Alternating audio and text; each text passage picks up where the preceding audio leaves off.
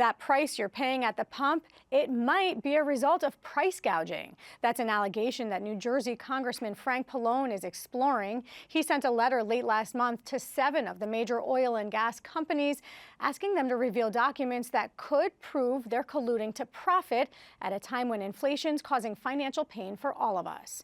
Raven Santana spoke to Pallone at the John Bon Jovi gas station, where drivers are already feeling the pain. The allegations that prompted this investigation by my Energy and Commerce Committee, where I'm the ranking member, came initially from the Federal Trade Commission. Congressman Frank Pallone, who is ranking member of the U.S. House Energy Commerce Committee, wants to hold big oil companies accountable. He's accusing the CEOs of ExxonMobil, Chevron, BP America, Hess, Shell USA, Devon Energy, and Occidental Petroleum of colluding to drive up gas prices. You know, we are moving towards, or away from fossil fuels, towards renewables, electric vehicles, and all that.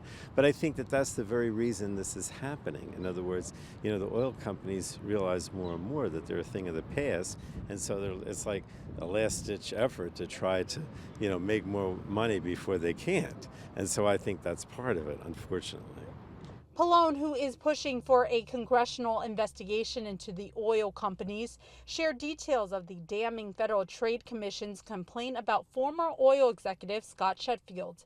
The announcement was made in front of the John Bon Jovi rest stop, where he says price gouging at the pump could occur as families head to and from summer road trips. The Federal Trade Commission, which is the federal agency that deals with antitrust violations, and they've specifically mentioned the conduct of former Pioneer Natural Resources CEO Scott Sheffield.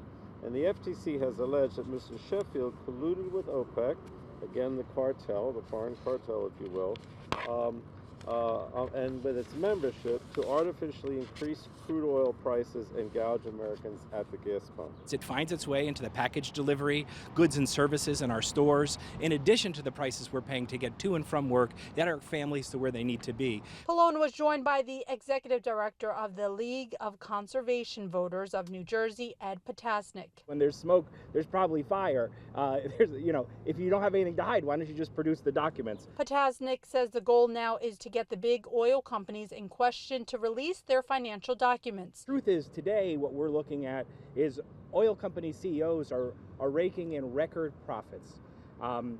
Last year alone, the oil and gas companies earned $174 billion in profits, all while gas prices were continuing to rise. And it's good that they're coming down a little bit, but it still means, like, we're not opposed to folks making money.